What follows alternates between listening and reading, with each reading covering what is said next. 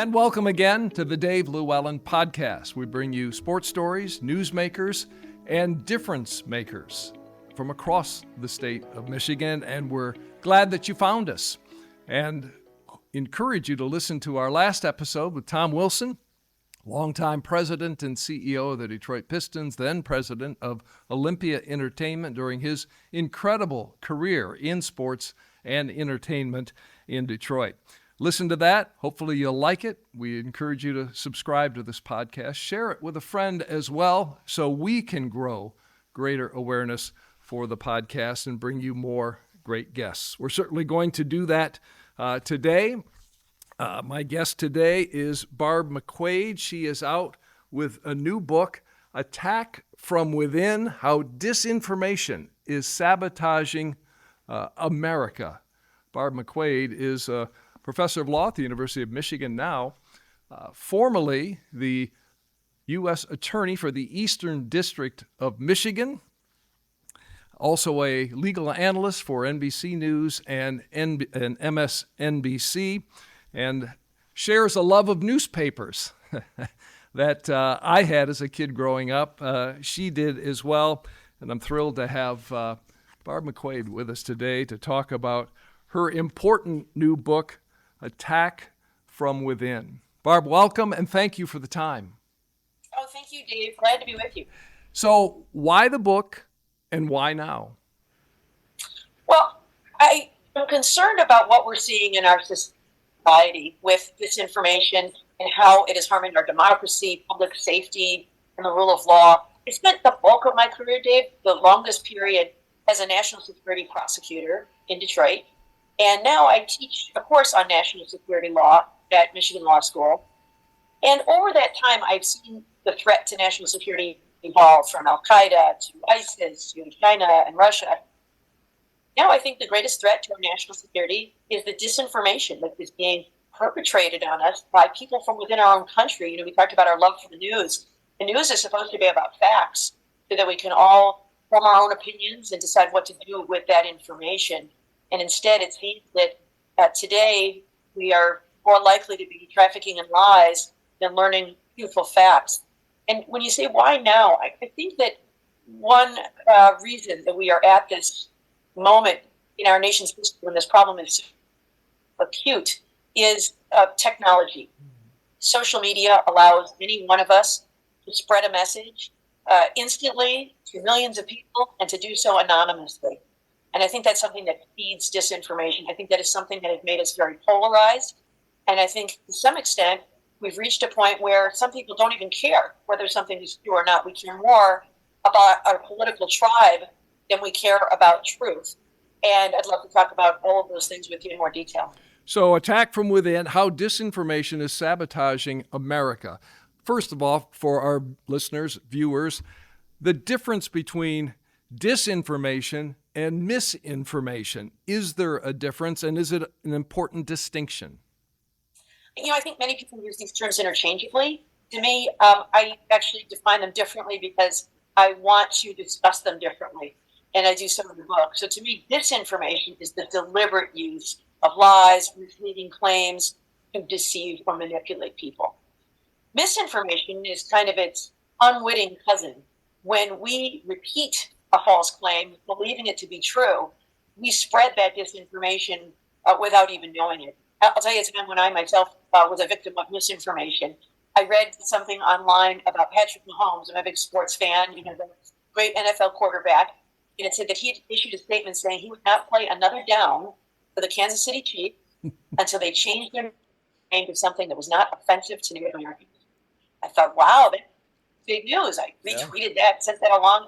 And then later that day, I was talking to my husband and son, and said, did you see that story about Patrick Mahomes?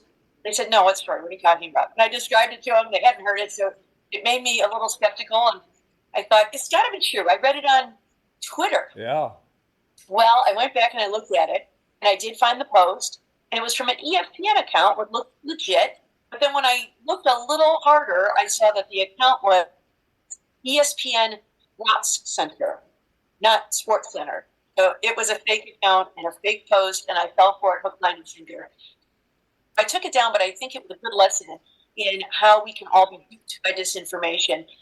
Things that appeal to our heart instead of our head, things that maybe we find exciting or outrageous. Maybe it's something we want to be true or that we find repugnant in some way. Those are the things that get us worked up and perhaps cause us against our better judgment to believe something without looking for a second source or doing some of the things that we should do to protect ourselves against disinformation. Yeah. Now, the book, The Why Now, is important, certainly because of where we are in this country with another presidential election just around the corner. But disinformation isn't new, though, and it's not new for governments. I mean, look to Hitler, look to Mussolini. I mean, there are examples in our past where disinformation has led to devastating consequences for countries and frankly, for our world. Yeah, you're absolutely right. I mean, certainly we have been victimized in the past, even in this country, with propaganda or spin or even lies. But I think there are a couple of things that make this moment a little different, and that is this ability to spread information instantaneously online. But you're absolutely right. In fact, some of the tactics we're seeing today, even though they're spread by social media, are really at their core the same things that we saw from Hitler and Stalin and Mussolini. The idea of declinism, our country is going downhill, we're the laughing stock of the world, when in fact, many objective measures show our country doing better than ever before. Demonizing other people and scapegoating people. If society is bad, then we have to have someone to blame for it. And so, for Hitler, of course, it was Jewish people. Yeah. Today, it might be immigrants or the LGBTQ community or the woke community or the Christian right, whatever is other might be the group that we demonize from those things. And so those are some lessons we can learn from, I think, which is where solutions come from, that we've seen this before. The methods may be different, but the tactics are the same. And if that's the case, we can learn from history and learn how to rise above this. But certainly the technology, the internet, the online platforms, social media certainly makes it much more difficult, and the anonymity of it as well in many cases. And we'll get into more of that as well. But, the book begins on the day before the insurrection at the U.S. Capitol. One of the participants who tragically, died as a result of the crush of people at the U.S. Capitol. But a lot of the focus of the book is certainly on Donald Trump, his administration, the far right, his time in office, his time out of office, and how he has used some of those things, verbally assaulting people, if you will, demonizing people, and then, as you write in the book, kind of the authoritarian playbook that he's attempted to use to get what he's wanted, and in the case today, to get back into office to win the White House again. Yes, and let me first state that this is not a political book, although I certainly use examples in our current times, and many of those examples relate to Donald Trump. I don't care if your politics are conservative or progressive or anywhere in between. I'm really focusing on the conduct here. And there are many aspects of what Donald Trump has done that do typify that conduct. Again, regardless of how you voted in the 2020 election or what outcome you wanted to be true, every court that decided the substantive issue, every audit that looked at this, concluded that Joe Biden won that election. And so the efforts to promote this idea that the election was stolen is based on zero evidence. And yet, because a president was telling people it was true, they believed it. And they used brute force to try to get their way at the Capitol rather than allowing the lawful transfer of presidential power. That is an attack on the rule of law. And I think one of the things that is so concerning about this moment is that it seems that many politicians have tried to persuade us that the ends are more important than the means, so that any ends justify any means, that if we have a particular vision of America, then we should achieve it by any means possible, whether that is violence, whether that is lies, whether that is brute force. And that's not how a democracy is supposed to work. We're supposed to accept the will of the people. We're supposed to resolve our disputes at the ballot box or in a court of law. And I am concerned that these efforts to undermine confidence in our election and in our courts and in our law enforcement is causing people to not care about those important institutions that are there to protect all of us. And as a result, then weakens American democracy.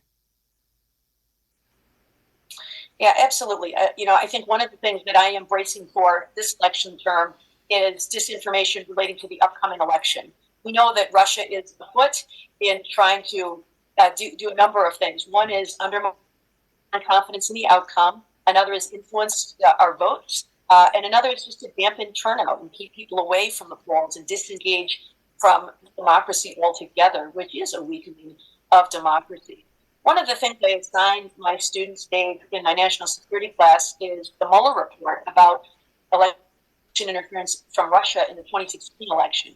And I know many of us think about that report as being about what it did or did not find about Donald Trump. And I don't assign it for that purpose. What I assign is the section on Russian tactics of disinformation.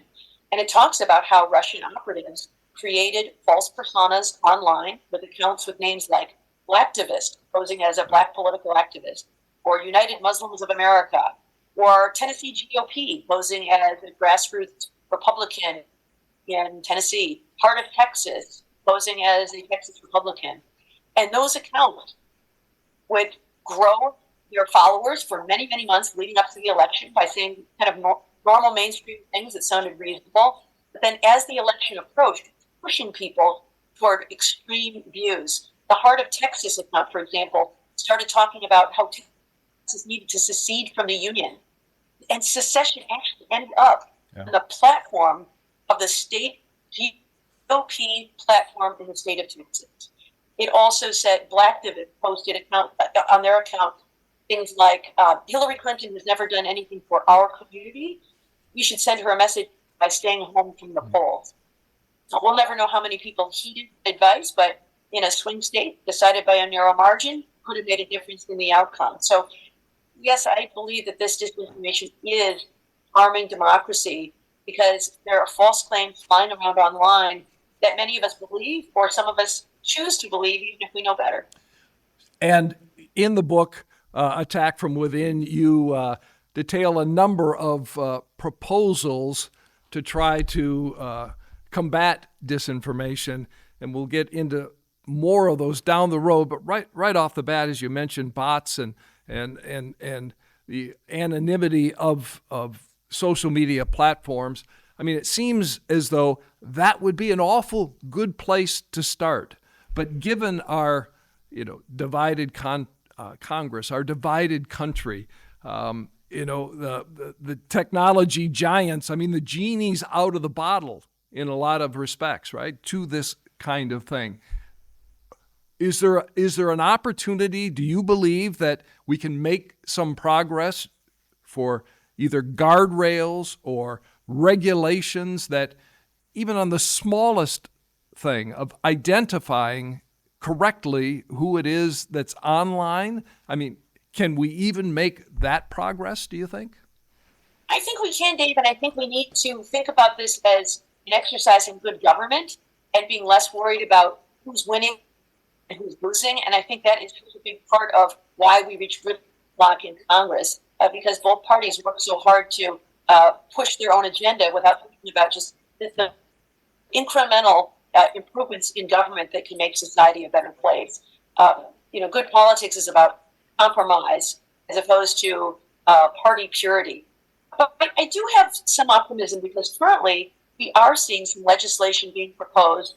It's mostly motivated about data privacy, focused on children, but it's a place to start. And I think looking for common ground, places where everyone agrees, can often be a place to start. Certainly the tech companies are pushing back, don't want to be regulated, understandably, right? The business of business is business.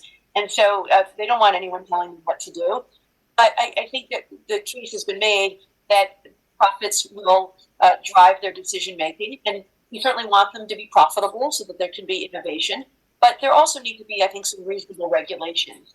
And I also think that can be done without compromising anyone's First Amendment rights, which is also often thrown out there accusing any government regulation of censorship just to get people to back down because no one likes censorship on the left or the right. But I think we can do things about process that's separate from content that would not run afoul of the First Amendment. So, for example, you mentioned bots. Just cleaning up the bots online. There are all kinds of these artificial intelligence created accounts that look like a real person. They might have a name like Patriot Girl or War Eagle, and they're not really even a person. They're just an AI generated account. They're designed to look for keywords to argue with you. And so if you say you favor, I don't know, immigration reform, then they'll accuse you of one thing. If you favor gun regulation, they'll accuse you of something else. The other thing bots do is they amplify false claims because they're controlled by the same accounts that are pushing disinformation. And so they can expand the reach of those false claims and make them look more popular than they really are through likes and shares. So that to me is an easy lift. I think the other is preventing the scraping of our private data that allows us to be micro-targeted because they know us so well. These days, Dave, I don't know about you, but I keep getting ads on all my online feeds wanting to sell me a Detroit Tigers baseball cap. Yes. How did you know? I would very much like to buy a Detroit Tigers baseball cap. Because they know what I like and I share and what I look at and what I read. I get a lot of stuff about the 1984 Tigers. Yes, I do enjoy reading about Lou and Tram, and they know it. Yeah. But that's what makes us so vulnerable, because then targeted disinformation can go at us, and other people don't see what we see because our social media accounts are so deeply personalized. But if we could regulate the collection of this data and how it gets sold to data brokers and commercial enterprises and political consultants, we could have more control over our data. So I think that is something, and that's where we are seeing this progress. The other thing I would suggest is regulating the algorithm. So again, this is not content. This is just computer code programming that tells the platform which content to lift up and prioritize for us to see most quickly. And there was a whistleblower at Facebook who disclosed that what Facebook was doing was prioritizing content that would outrage us. Because the more outraged we were, the longer we stayed online, and the longer we stayed online, the more they could sell advertisements. So it was good for the bottom line to outrage us. We could prohibit that, or we could at least require disclosure of that so that we know when we're being manipulated. So as I said, I think there are things to do with the modest regulation of social media that could keep all the things that are good about it, but mitigating some of these things that are bad about it. Well, certainly the free speech aspect is a huge hurdle. The profit motivation is going to be another with a pushback, as you mentioned. But yes, some simple things, and other countries have instituted some guardrails or regulations that that haven't impacted the online experience or haven't kept people from engaging online, correct? Yes, I think we have some additional challenges in this country because of our robust protection for free speech under the First Amendment, and I don't think anyone wants to compromise that in any way. But I think there's sometimes a misunderstanding about what the First Amendment does and does not protect. But we certainly have a right to free speech. But the Supreme Court has interpreted that to mean that the government may impose limited regulations as long as the limitations are narrowly tailored to achieve a compelling governmental interest. And so that's the reason we can prohibit things like threats or agreements to conspire to violate the law or statements that are fraudulent offers to buy real estate or investments. And so I think in the same way, we can have some modest things that will protect our privacy online and reduce some of this disinformation. Not an easy job, but I still believe that any problem created by humans can be solved by humans, and this is certainly one of those kinds of problems. Well, and especially challenging because I guess I'd argue in many ways our politics are broken, and it's not just about far right or liberals. It's about everybody in elective politics, it seems. It's about getting power. It's about holding power. It's about getting more power. And it seems like, those who are going to work are not working for us in so many cases. They aren't working together. They aren't doing the work of what is good for we, the people, in too many cases. I'd like to recall them all and start over again, with some people who would go ideally with that intent. And that may be, a pretty dark view of things, but that's the difficulty, right, of getting anything accomplished where we are today. I agree with you, but I think that we do have the power to change these things. That's what makes democracy great. I think that since around 2000, both political parties have changed their strategies. It used to be, Dave, that they would tack to the far left or right during primaries, then tack back to the middle during general elections to try to persuade moderate swing voters to vote for them. One of the strategies that has proved to be more successful is, rather than cultivate voters in the middle, to double down on your base, is the phrase. Even in the general, to no longer swing back toward the middle, because if you can fire up your base, get out, you know that they will be reliably in your column. Swing voters might vote for the other guy.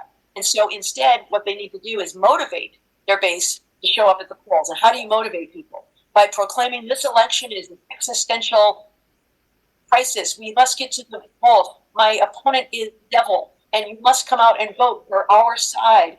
And as a result, we have seen people care more about winning and their team than they care about good government or process, fairness in the kind of ideals that we're supposed to stand for, decency, honor, integrity. I think those things still matter. And I think today people are choosing their votes more based on their political tribe and identity than they are on truth and looking at issues separately.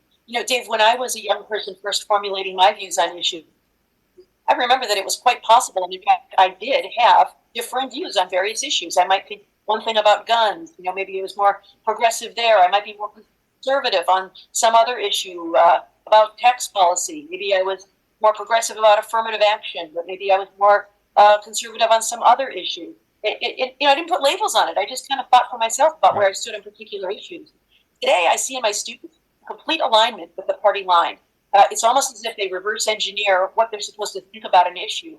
What's my party? What does my party think about the issue? Therefore, I think that about my issue. And that is no way to run a democracy, where we're all aligned in two-party camps. It causes people to think that everything is partisan, and I think is preventing us from thinking critically for ourselves about where we stand on individual issues. So I'm hoping that my book causes people to reconsider the importance of truth over tribe. Well, and certainly, echo chambers, cable news has contributed to this on both sides, no matter, and if you're only listening to one side, if the only people on social media that you follow are people that you agree with or agree with your particular point of view, again, yes, that is, contributing to where we are, but it's not just us, we the people. I mean, it's those individuals who are elected and are in office that operate in that same vacuum, it seems, which, is not good for any of us. Yeah, I think that we, the voters, need to show what we demand and vote with our feet. I think one of the reasons that you look at locally in Michigan, how our leaders have been elected, I think much of it has been by focusing on kitchen table issues or focusing on infrastructure, things that matter to real voters, as opposed to talking about the divisive culture wars issues. I think those issues are designed to divide us and to try to divide and conquer. For example, there is a debater's trick known as the either-or fallacy. And that is, I am going to describe my issue as allowing only two choices. There is either my side or my opponent's side. Yeah. And then I'm going to portray my opponent's side as so ugly, so untenable, that even if you don't love everything I have to say, you will support me because the other side is simply not an option for you. And instead, what we ought to be thinking about is not our alignment with any particular party or identity, but where we stand on issues and which candidate is going to make the most difference for us in our lives. That's how we promote American society we've got real problems to solve in this country. I mean, my gosh, immigration is a significant problem. But it seems like so many politicians would rather use it as a wedge issue than actually make any progress on that issue. But we, the voters, have the ability to demand that by demanding that our elected officials follow the will of the people as opposed to just arguing about an extreme viewpoint. Right. Politics is the art of compromise. Well, we hope it is, or it should be, right? And the problem is while we're divided, right, as a country, while we're not getting things done that we ought to be getting done to help everyone, other countries who are not our friends, it's the long game for them, right? So it goes on and on and on. In the meantime, here, we're struggling to make any kind of progress. That's not good for us as a country. It's not good for democracy. No, and I discuss this in the book with regard to the impact this is having on our national security. I mean, it's no coincidence that it was Russia who started this. Vladimir Putin grew up in the KGB. He understands the tradecraft of disinformation. He started pushing it, and then other people in elected office saw how it works and have adopted it as their own strategy. But it is something that is harming not only our country, but other democracies around the world. And while we're fighting with each other about LGBTQ issues or immigration or guns or whatever are the hot button issues in society, meanwhile, Putin is invading Ukraine and annexing Crimea and trying to abolish NATO. And his ultimate goal is to reunite the former Soviet republics under the umbrella of Mother Russia, which is not good for the rest of Europe or the rest of the world. One of the goals in that 2016 election was simply to sow division in society by pretending to be a member of some particular group and then saying outrageous things so that people who are not a member of that group, they see those people are awful and build those culture wars.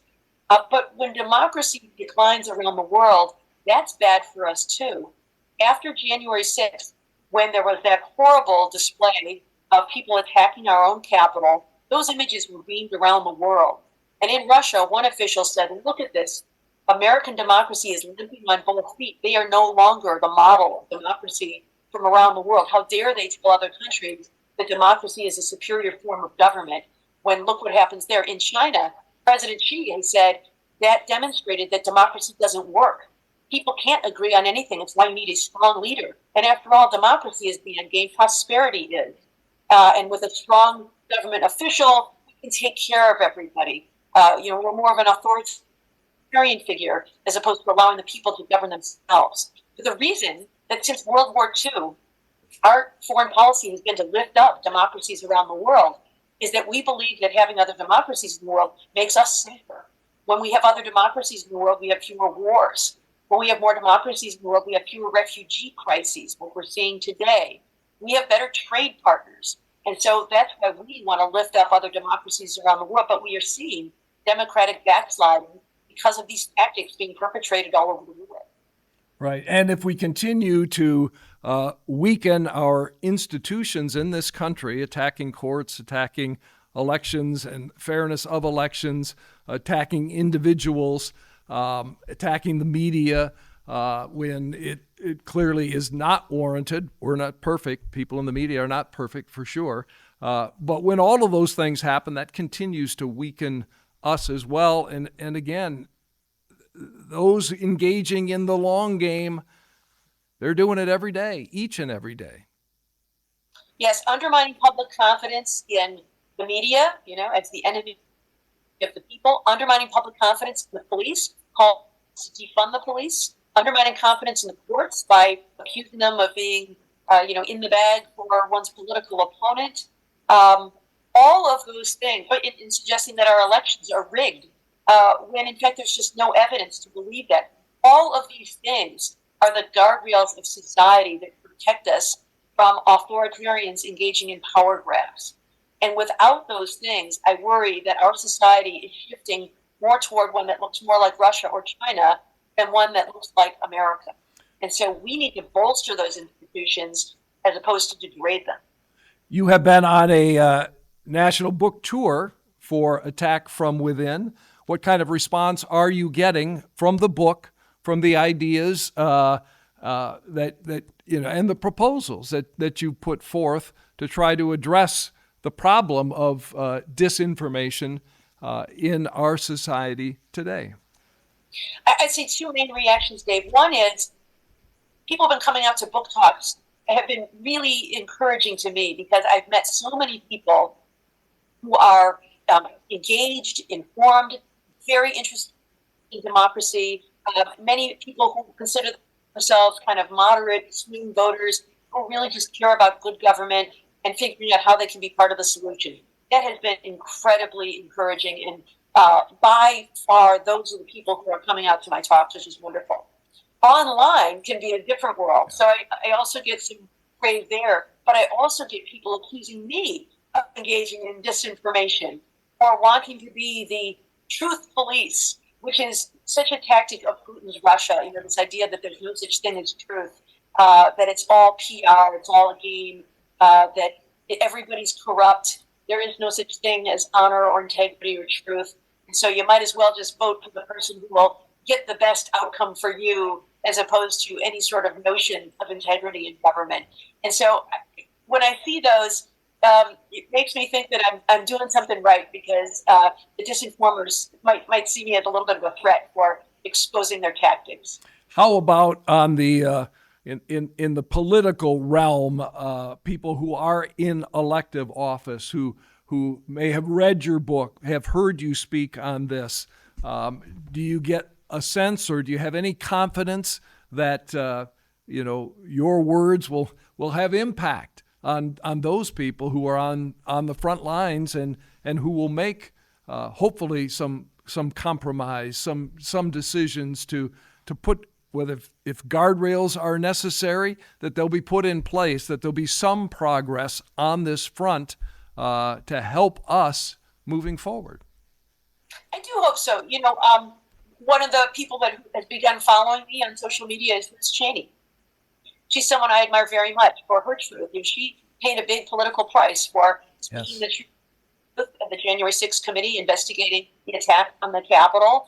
And so, if people like she are paying attention to this message, I think she shares this message. And I think there are other people as well who care more about good government in our country than they do about winning. And that's what it's going to take to get past this moment.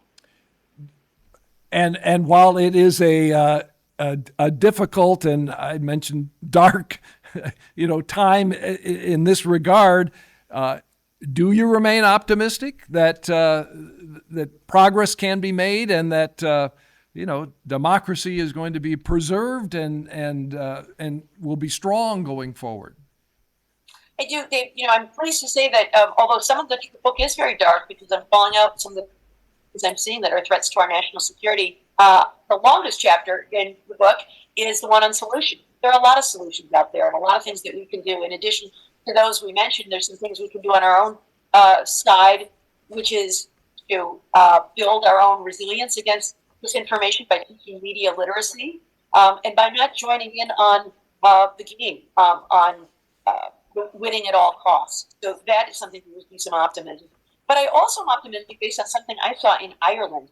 I happened to be there several years ago when they were voting on something that was a real hot button issue in Ireland, and that was whether to repeal their ban on abortion in that country. A Catholic country that had a long time ban on abortion, and it was up for vote by the people. And I thought, wow, I wonder if we should even go. I can imagine there's going to be civil unrest in the streets over this. And when I got there, it was anything but. I saw people standing on street corners on the pro and the con side, politely, patiently, kindly, sharing pamphlets with passersby, patiently talking to them about the issue. And I saw a model of how civil discourse can work in a country when we want it to. And I believe we can regain that. We have to have the political will to do it, and we have to realize that winning is not how we should define success, but having a democratic process is the way we should define success. And now with your work, teaching, instructing, working with young people at the University of Michigan in law classes, it gives you that opportunity to interact with the kids, the young people who are our future.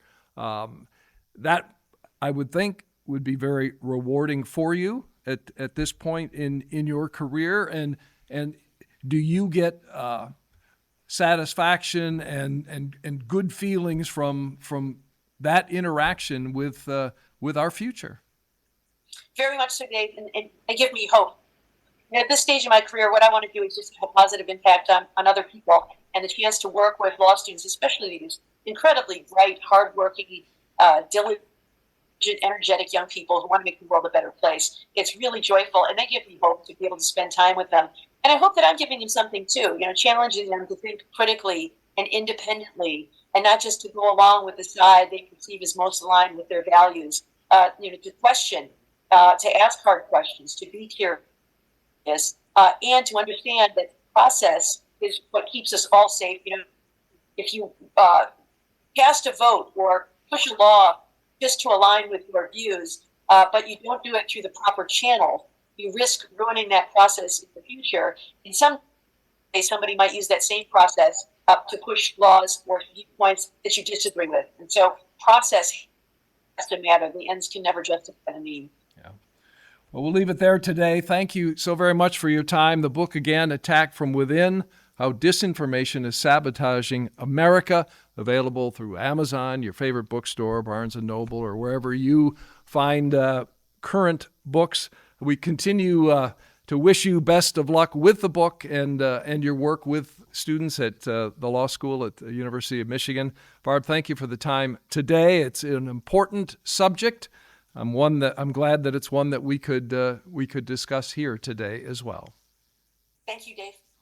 Talk to you soon. Thank you. Barb McQuade, the former U.S. Attorney for the Eastern District of the state of Michigan, law professor at the University of Michigan, legal analyst for NBC News and MSNBC, joining us today on the Dave LewAllen podcast. And we encourage you to join us for future episodes. And again, subscribe and share this with your friends as well. And we'll continue to bring you great discussions on the people and places and things happening in our community and across our state. See you next time.